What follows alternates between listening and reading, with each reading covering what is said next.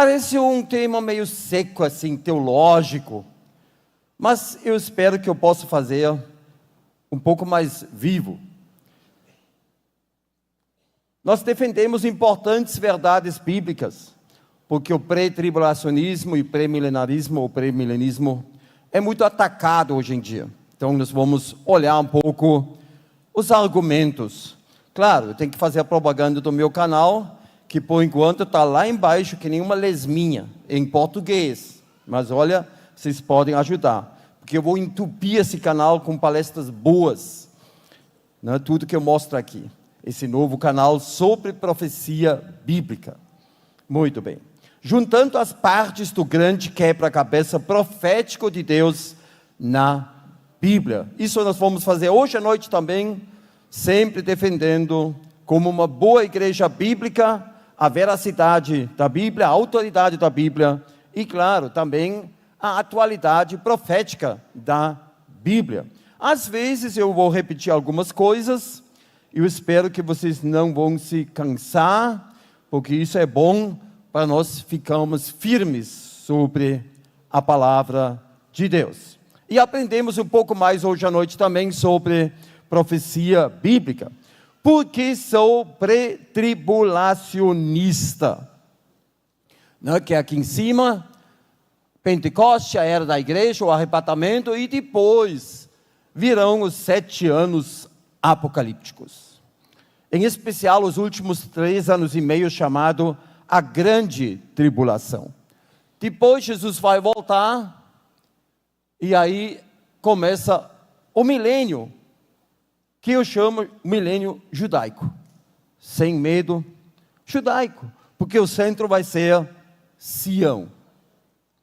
Então, por que eu sou pré-tribulacionista? Ou pré-apocalíptico? Eu gosto dessa palavra, pré-apocalíptico.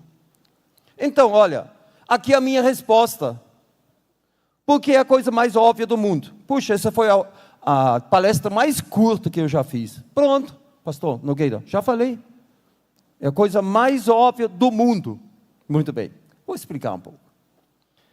Olha, é um pouco de ensino superior de profecia bíblica. Exige um pouco de vocês. Por que eu sou pré-tribulacionista? Porque nós honramos a palavra de Deus, é a fidelidade à palavra de Deus. No sentido literal, ficar o mais próximo ao sentido original e cuidar das promessas de Deus, também em respeito de Israel.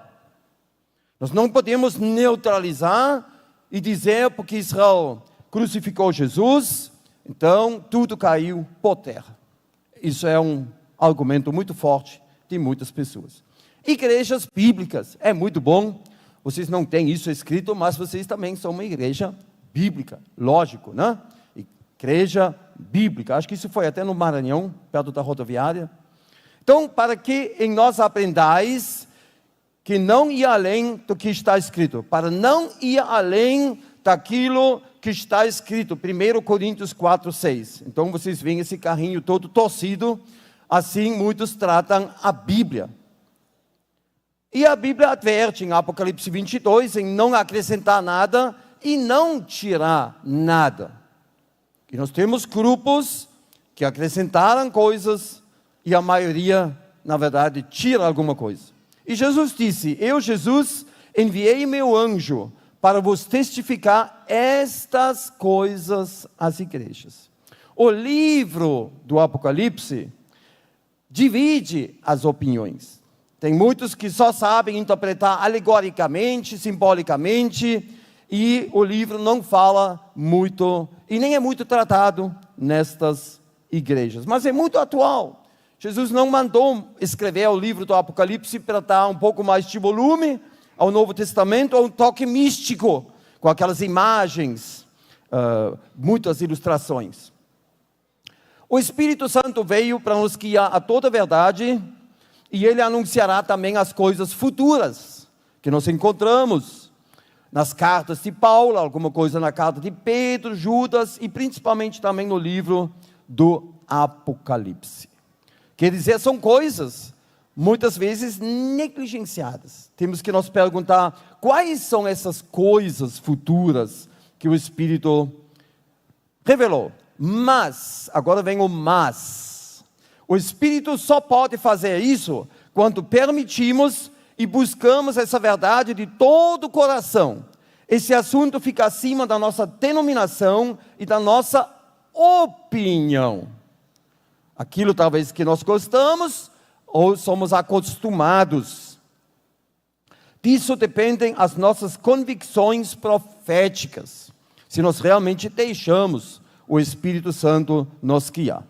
E eu uso sempre aquele exemplo do patinho. O patinho que é chocado numa chocadeira.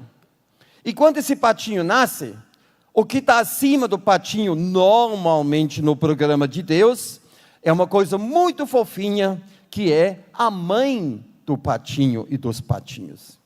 Quando o patinho nasce na chocadeira, o patinho fica todo perdido. E o patinho literalmente corre atrás da primeira coisa que se mexe. A primeira coisa. Aqui encontramos uma boa ilustração de uma pessoa que nasce de novo, que aceita o Senhor Jesus como seu salvador pessoal e ama e segue seu pai espiritual, seu primeiro líder, sua igreja ou até uma seita. Tem pessoas até que nascem de novo numa seita. Olha, eu sou separatista, eu me separo por causa das doutrinas, das heresias, mas eu não sou exclusivista. Deus age em muitos lugares e aí o problema é as pessoas sair de lá. E assim vemos hoje. Até em muitas igrejas, que muitos correm atrás de latas vazias. Aqui eles adotaram até uma pequena salsicha, né? Olha ali. Porque nasceram numa chocadeira. Ou aqui o homem, né? Ele agora é o pai adotivo. Então é muito importante, quando alguém nasce numa igreja ruim, que ele cai fora, que nem esse peixinho, que está pulando para essa água limpinha da direita, que é uma igreja boa. Você pode nascer numa mansão. Olha, essa igreja aqui, eu não falo do tamanho, eu falo da doutrina. Você nasce aqui numa mansão, numa igreja boa, certo? Mas você também pode nascer num lugar bem mais humilde, ou até ruim. Então é importante que o homem comece a reagir, que o Espírito Santo pode nos mostrar toda essa verdade. Ele pode abrir o nosso entendimento para compreender as Escrituras. Por que eu sou pré-tribulacionista? Porque Jesus já falou em 1 Tessalonicenses 1, 9, 10. Olha, ele falou isso a uma igreja que tinha um ano. E ele falou coisas interessantes. Por exemplo, pontos 5 e 6. Que é muito importante, porque aqui temos todo o programa, como uma pessoa aceita Jesus, o que a pessoa deve fazer fora de aceitar, ela deve servir, e agora vem aquele ponto, aguardardes dos céus o seu Filho, a quem ele ressuscitou dentre os mortos, Jesus, que nos livra da ira vindoura, que pode sempre ser a ira do inferno, vamos dizer, da perdição eterna, mas aqui a Bíblia também inclui a ira apocalíptica que vai ser derramada e nós não temos nada com essa ira. Aguardando a bem-aventurada esperança e o aparecimento da glória do nosso grande Deus e Salvador Cristo Jesus. A bem-aventurada esperança. Na verdade, nós somos pessoas privilegiadas, muito privilegiadas. Como guardaste a palavra da minha paciência, também eu te guardarei da hora da tentação, que há de vir sobre todo mundo para tentar os que habitam na terra. Aqui Deus já coloca a sua mão sobre nós. Ele vai nos proteger. Então hoje a maioria das igrejas e denominações não creem no arrebatamento nem no milênio. Então ali, essa aqui é a nossa linha aqui, arrebatamento, um monte de coisas na tribulação, a vinda de Jesus e o milênio judaico. Aqui não tem nada, vazio. E eles creem que hoje todo mundo vai virar cristão, já falei isso esses dias. Todo mundo vai virar cristão? Onde está escrito na minha Bíblia? Eu acho que nós temos que esperar muito tempo ainda até Jesus voltar. E aí, ele não vem para arrebatamento, ele vem para juízo final. E olha, você sabe, o cristão não tem nada a ver com juízo final. Nós vamos prestar contas no tribunal de Cristo. Nunca usa a palavra juízo final e nunca aplica isso aos cristãos. O amilenismo, que é muito mais divulgado, ele também aqui, nada. Olha, nada mesmo, vazio, vácuo. E eles creem que hoje já vivemos no milênio simbólico, que eu acho muito fraco, esse milênio. Eu não estou muito satisfeito com esse pensamento.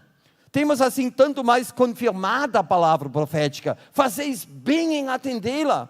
Olha o homem, E os mortos em Cristo ressuscitarão primeiro, depois nossos vivos, os que ficarmos, seremos arrebatados juntamente com eles, e agora consolai-vos, pois, uns aos outros, com essas palavras. Como eu posso receber um consolo, se um fala, o arrebatamento vai ser antes dos 7 anos, o outro fala no meio, o outro fala um pouco antes da ira de Deus, assim nos 2/3 dos 7 anos, e o outro diz, nem haverá arrebatamento. Isso é uma confusão, para não dizer uma bagunça, certo? Isso não é um consolo. Por isso muitos não estudam profecia, porque eles acham que só cria problemas. Mas a Bíblia diz, temos assim tanto mais confirmada a palavra profética, fazeis bem em estudar.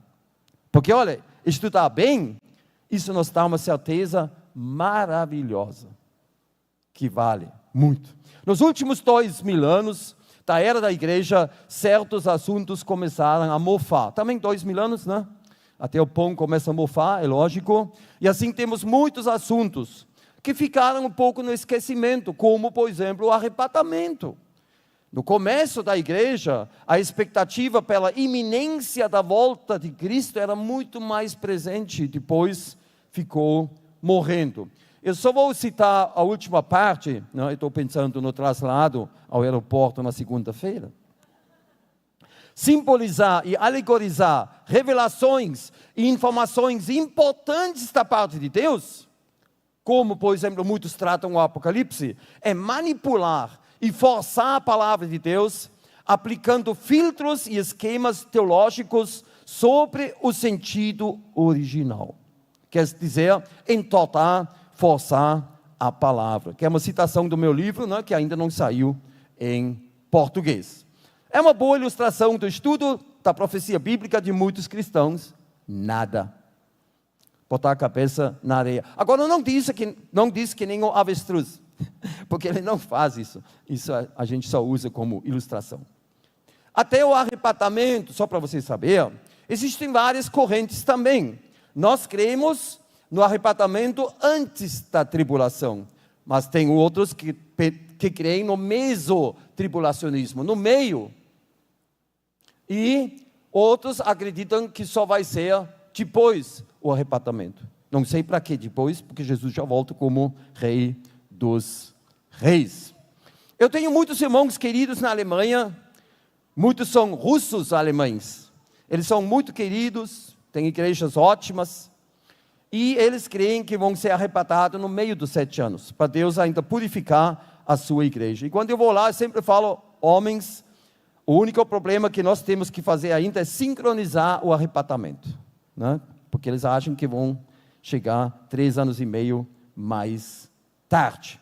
Temos assim tanto mais confirmada a palavra profética. Eu amo esse versículo, fazeis bem, todos os cristãos fazem bem. Até Paulo diz que os homens nos considerem, pois, como servidores de Cristo e administradores dos mistérios ou dos segredos de Deus.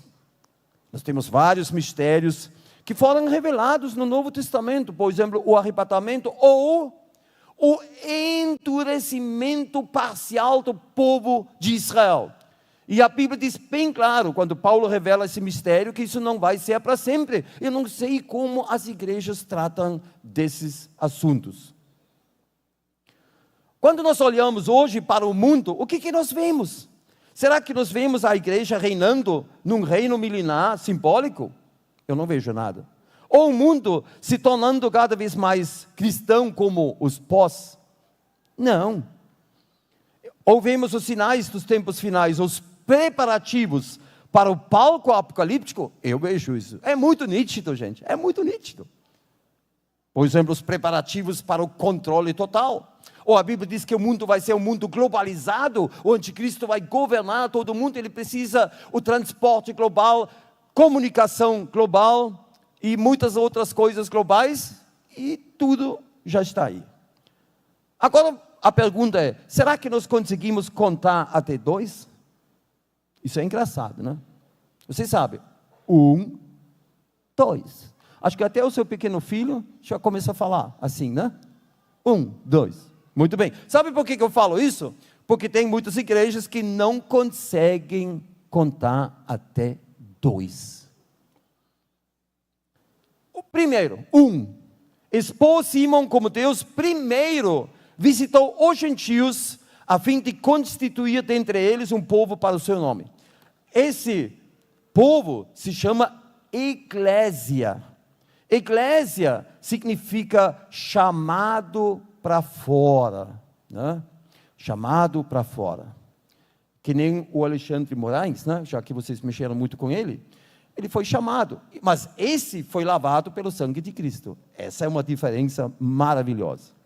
Assim eu fui chamado para fora. Não existe aquela coisa, olha, eu falo isso sem proteção, não existe isso, que através, como eu passei por isso, né? Eles fizeram comigo, ninguém me perguntou, porque eu não sei quantos dias eu tinha quando eu fui batizado como bebê.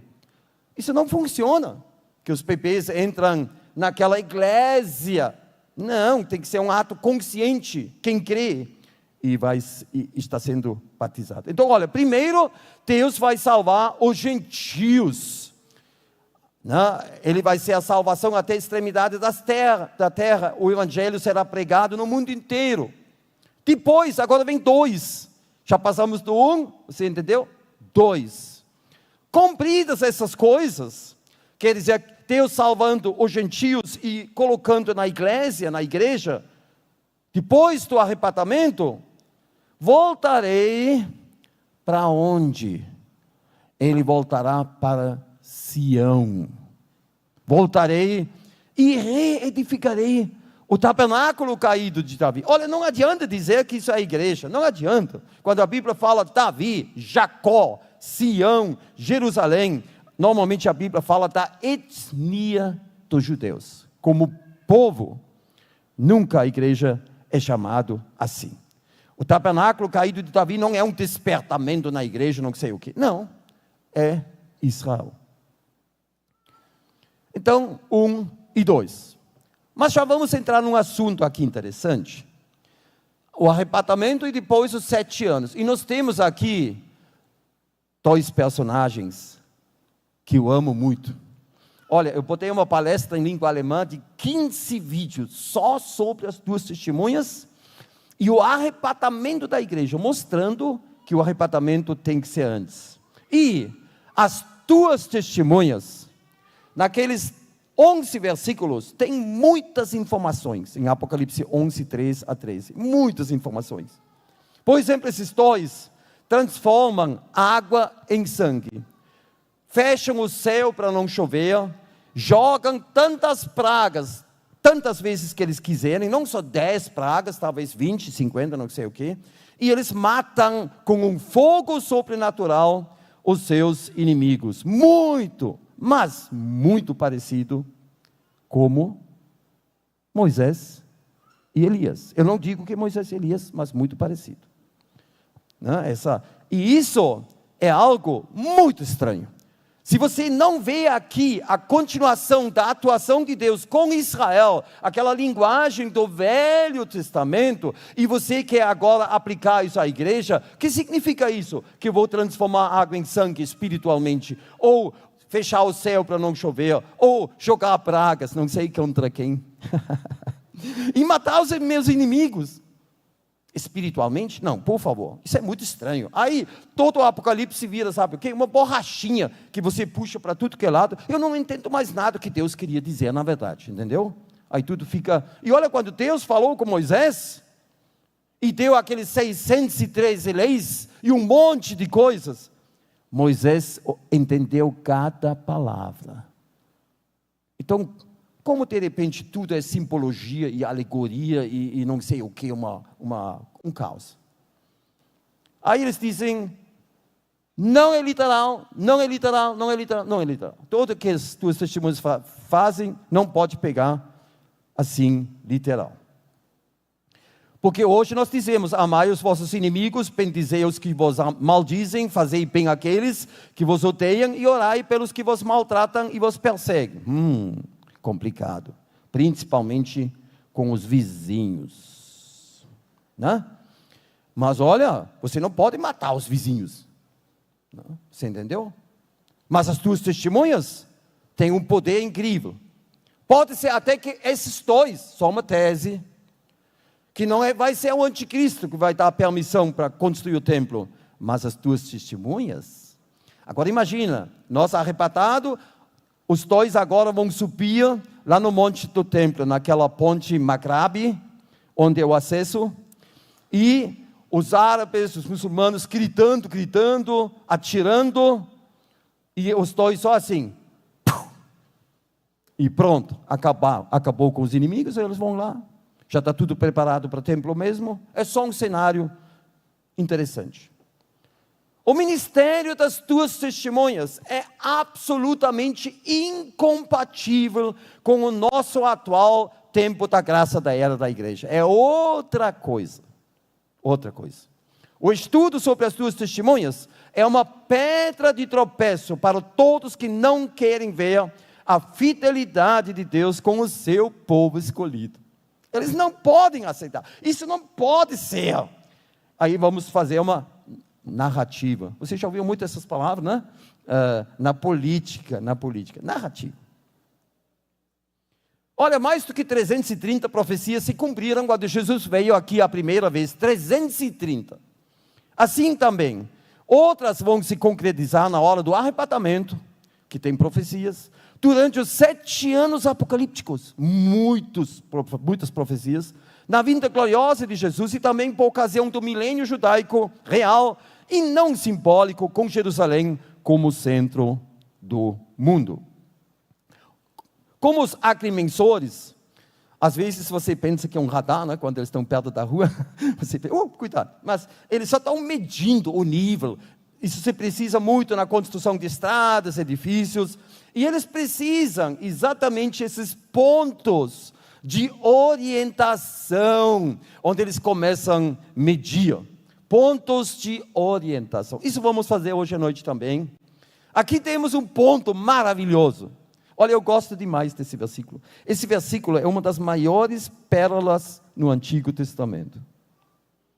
Aqui Deus fala com Jesus, o Messias judaico, e Deus fala, olha, isso é muito pouco para mim. It's too light. É a versão light ou diet. Não. Só restaurar as tribos de Jacó e trazer os remanescentes de Israel, de todo mundo para Israel, eu quero mais.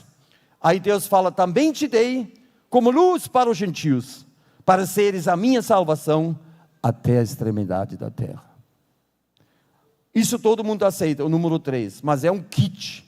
Deus não disse, olha, esquece os primeiros 2 pontos, só o terceiro vale agora, o resto, anulado, deletado. Não, Jesus também vai restaurar as tribos de Jacó. Agora se você diz, Reinaldo, nós temos um problema, tem 10 tribos perdidos. Não tem 10 tribos perdidos.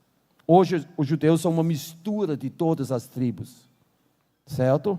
E olha, não é você que vai definir as tribos, é Deus que sabe o pedigree deste Adão ou deste Noé, da arca, ele conhece o pedigree de cada pessoa, você entendeu? Não é você que vai fazer isso, não se preocupa.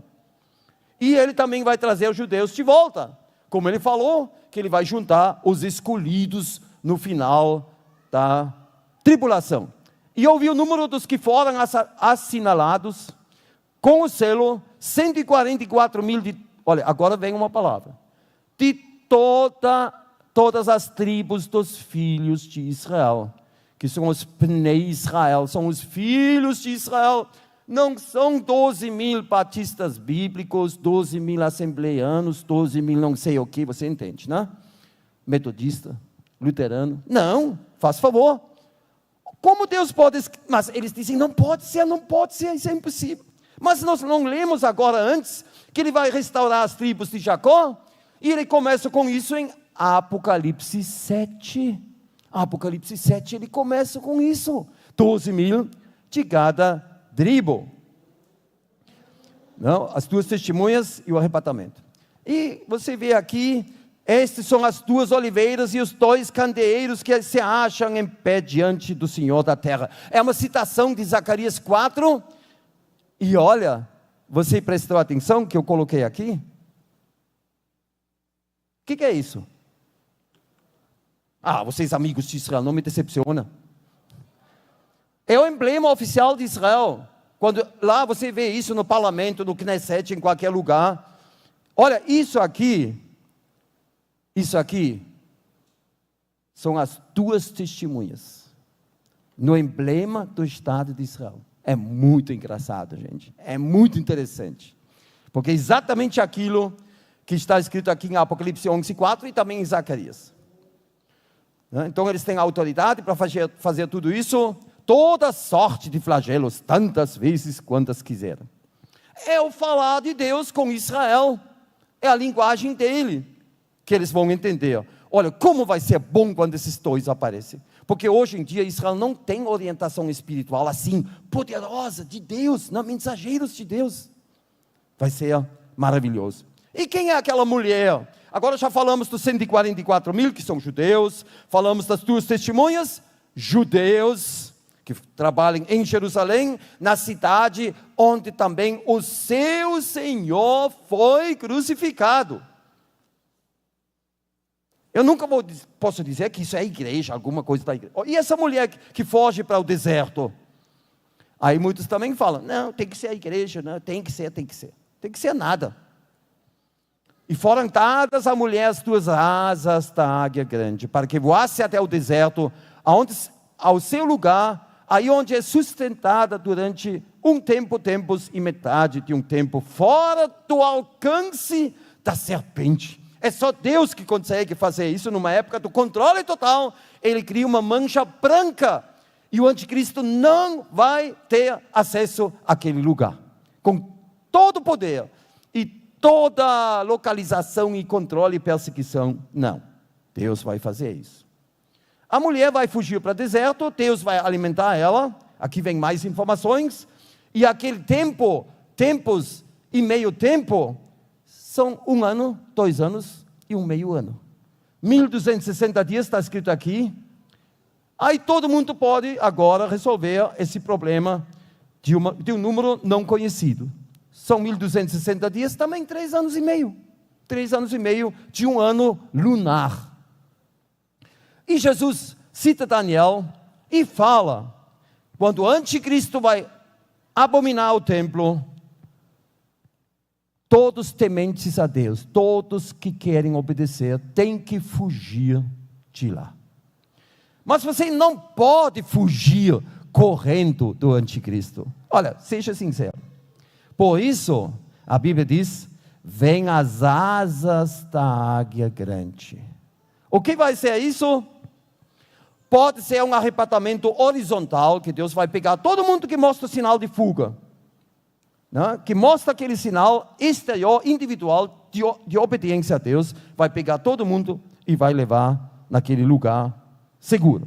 E olha, isso nunca se cumpriu, porque o sinal na destruição do primeiro templo foi o cerco em redor de Jerusalém. Isso foi o sinal. E de repente, 4 anos antes da destruição de Jerusalém, o Sestus Carlos, que veio lá da Síria, ele levantou o cerco e foi embora. Os romanos foram embora, os judeus gritando, Deus é grande e nunca vamos cair nas mãos dos incircuncidados. E os discípulos falaram, é o sinal de Deus. quando o cerco saiu, eles fugiram. Joséfos Flávios disse que nenhum dos discípulos de Jesus morreu quando o povo de Jerusalém foi massacrado. Agora, no futuro templo reconstruído, o sinal é diferente. Não é o cerco, mas vendo a abominação da desolação lá dentro do templo. Aí, eles devem fugir. O primeiro, o sinal foi o cerco e lá houve destruição. O segundo é a abominação, que é diferente. Porque o anticristo vai se sentar lá dentro e declarar a Deus. Olha, aqui Paulo traz algo que o Espírito Santo revelou depois de Pentecoste. Detalhes preciosos e peças para o nosso quebra-cabeça profético. Quando pois virdes a abominável da desolação, no que falou o profeta Daniel, olha Daniel, no lugar santo, olha, esse lugar santo jamais é igreja, porque Daniel nunca viu a igreja. O lugar santo é o templo, e quando se chama templo de Deus, só um templo reconhecido pode ser abominado, você entendeu? Porque, claro, você pode dizer, essa coisa de templo é besteira, é do anticristo, é coisa ruim. Não, gente, é muito importante para Deus, muito importante. Naqueles 7 anos da continuação da história do Antigo Testamento, a história de Israel. Por uma semana de anos, o príncipe selará uma forte aliança com os muitos, que os profetas também chamam o pacto com a morte. O pacto com a morte.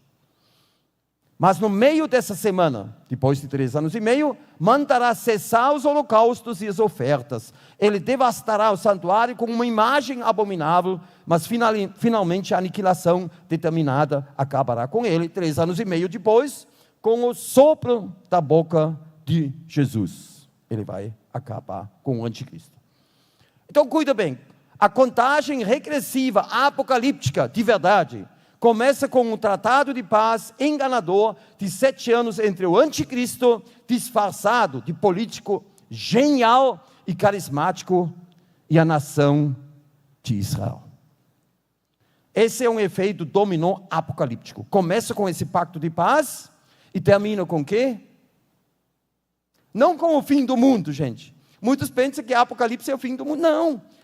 Com a volta gloriosa de Jesus. Isso é muito bom.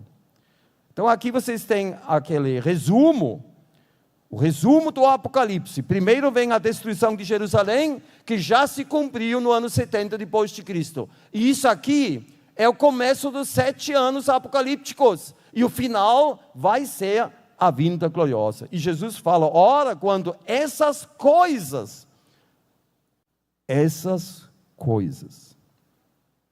que você como cristão não vai ver. Você não vai ver o cumprimento apocalíptico. Você vê hoje muitas sombras, preparativos, isso sim, mas não essas coisas. Exultai e levantai as vossas cabeças, porque a vossa redenção se aproxima. Olha, a minha redenção, eu já passei por ela, já fui salvo, entendeu? Claro, vai vir ainda a transformação. Então é muito simples.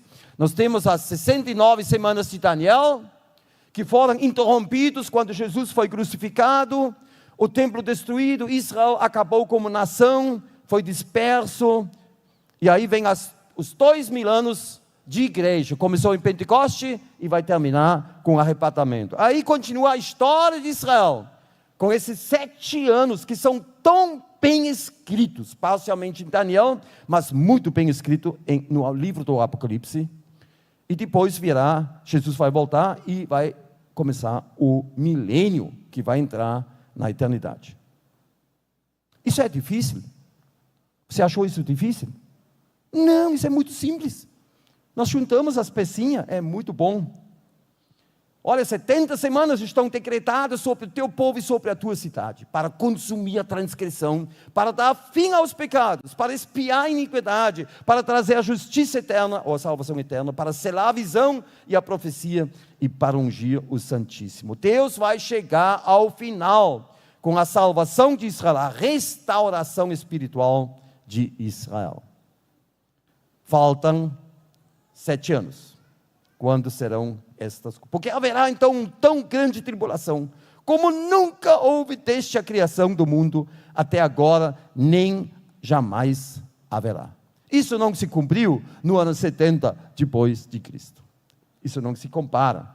E esse iníquo, cuja vinda é segundo a eficácia de Satanás, com todo o poder e sinais e prodígios, você tem que saber que essas palavras, tera, semeion, dinamis, é exatamente aquilo que caracterizou o ministério de Jesus e dos apóstolos. Aqui são usadas as mesmas palavras. Quer dizer, ele vai usar muitas coisas, mas para enganar, de mentira. E com todo o engano da injustiça para os que perecem, porque não receberam ou não aceitaram o amor da verdade para serem salvos, ou pela qual poderiam ter sido salvos.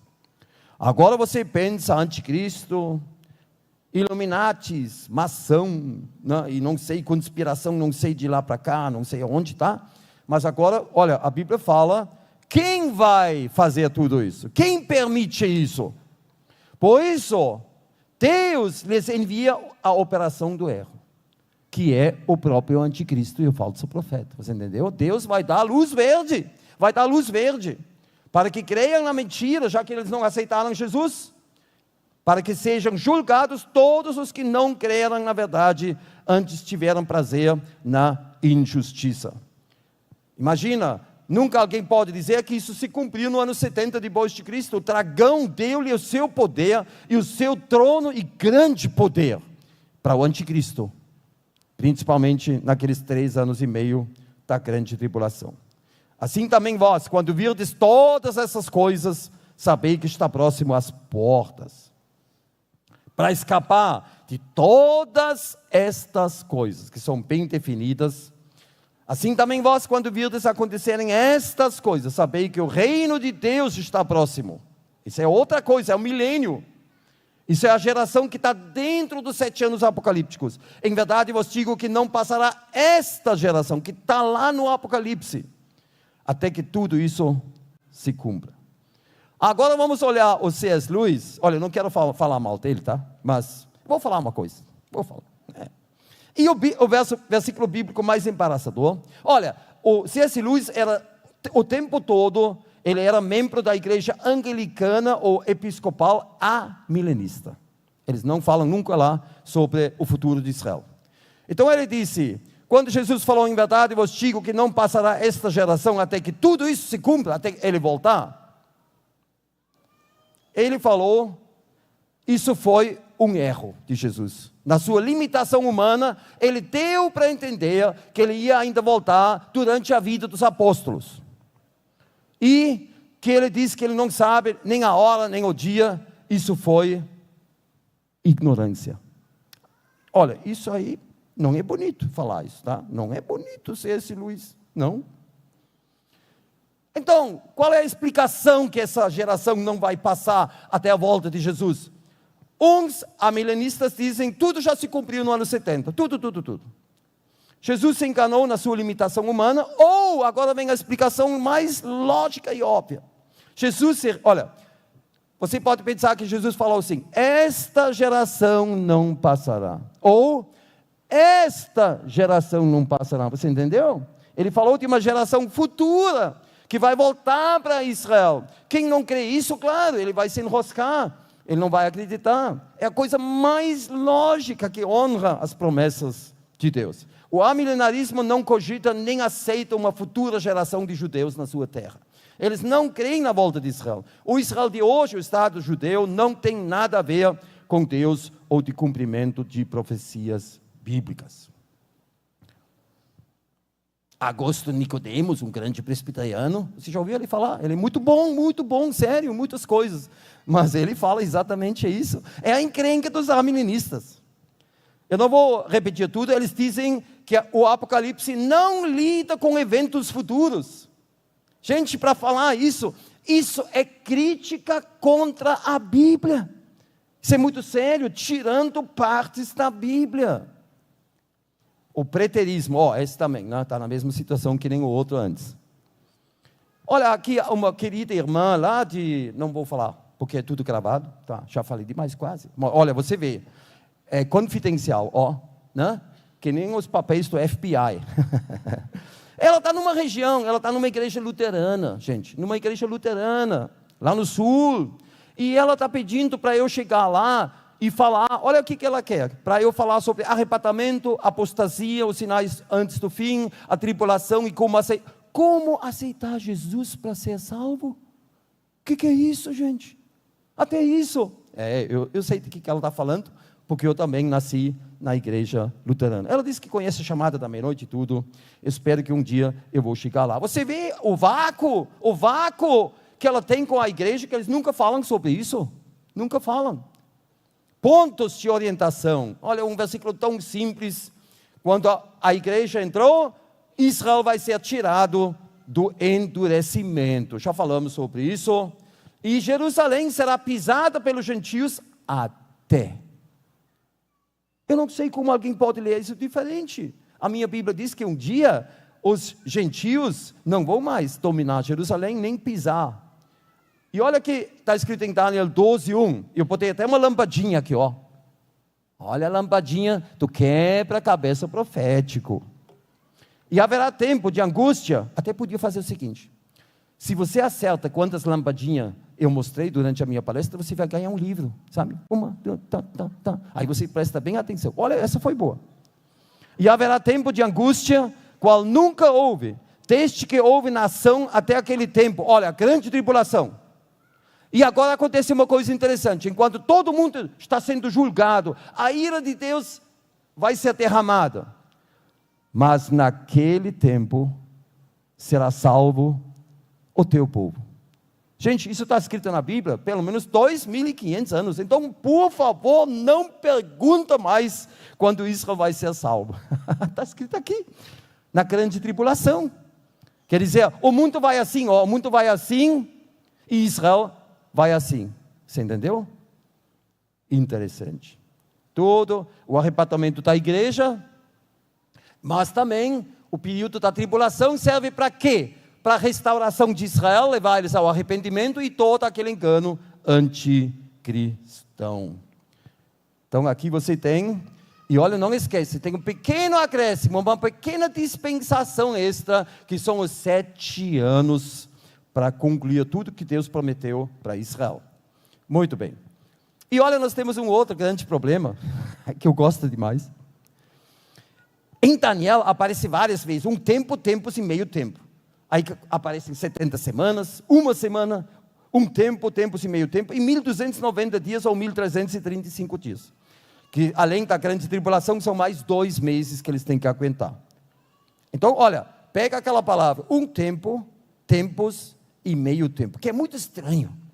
É muito estranho.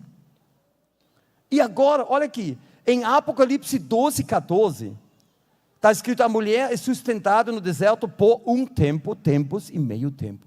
Gente, isso é um código profético. Ó, aí a lampadinha, ó, pum. É a mesma coisa que nem em Daniel. É a mesma coisa. Agora você vai juntar as pecinhas. Aquela perseguição anticristã. Aparece 42 meses, são 3 anos e meio, 1.260 dias, 1.260 dias, e 42 meses, sempre isso é a mesma coisa como 3 anos e meio. 7 anos faltam ainda para Israel, dividido no meio, porque o anticristo no meio vai quebrar o pacto, vai abominar o templo. Você acha isso difícil? Isso é muito simples. Deus nos colocou tudo ali, as informações. Olha, uma boa ilustração como a profecia bíblica é tratada em muitas igrejas. É bem assim, bem assim. O código profético, que divide as opiniões, as convicções, interpretações, ações. E quando você não tem essa pecinha, eu já mostrei esse slide, que está escrito Zion ou Sião, você não entende, você não vê o premilismo, o pré-tribulacionismo, o dispensacionalismo, o arrebatamento, o milênio e muitas outras coisas. Sem Israel, não entendemos a profecia bíblica, não conseguimos harmonizar a escatologia e tateamos confusos no escuro. O novo nascimento é ofuscado pelo batismo de bebês. Eu falo isso sem proteção. O arrebatamento não existe. A tribulação não existe. Apocalipse como livro não é estudado. O futuro de Israel, eles não creem. O milênio é assunto de deboche, é uma heresia para eles. Somente a igreja, esse exclusivismo eclesiástico cegou a igreja através da história da igreja. Cegou mesmo. Né? Porque a Bíblia não termina aqui, que Jerusalém será pisado pelos gentios, vou repetir, mas diz até, tem um até, tudo vai mudar. Muito bem. Hoje Israel vive um tempo intermediário, sem dúvida. Eu falei, acho que já mostrei aqui esse gráfico, gente, que é muito impressionante. É muito simples. Quando você lê o livro de Esdras e Neemias, naqueles anos, Israel voltou do cativeiro babilônico, você lembra? Quando você faz o cálculo daquela relação, você chega a 60 mil judeus. Em 100 anos, voltaram 60 mil judeus. Vamos dizer 100 mil, para deixar o número mais bonito. Que é exatamente isso aqui, ó. Isso representa aqui no nosso gráfico 100 mil. Agora compara isso com os judeus que desde o começo do século passado foram para Israel. Compara isso com os anos quando 1 milhão de judeus voltou da União Soviética, quando o muro de Berlim caiu. Num fim de semana chegaram muitas vezes 12 mil judeus num fim de semana de aviões no aeroporto Ben Gurion em Tel Aviv. Num fim de semana, 12 mil. E na época de Neemias e Esdras, voltaram 60 mil em 100 anos. Acorda. Jesus diz que a figueira vai brotar. É o maior êxodo de todos os tempos. Aquele 1 milhão de judeus russos. Olha, essa escatologia é simples e evidente. Eu acho muito simples, o mais próximo à palavra. Não, nós olhamos, vemos os preparativos para o palco apocalíptico, mas isso não é minha palestra hoje, né? Isso aí vou botar na internet. Muito bem. O consolo da profecia, Deus está no controle de tudo.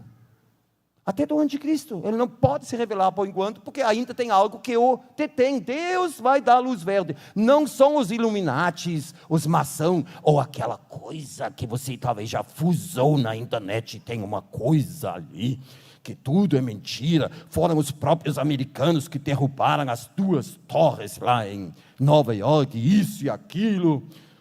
Donald Trump, isso não foi um atentado, ele caiu, se machucou, o sangue correu. Você conhece tudo isso, narrativas. Cuidado. Jesus voltará, ele vem. Essa é a esperança bendita do cristão. O Espírito e a noiva dizem, vem. Maranata, vem Senhor Jesus. Sabe o que é isso?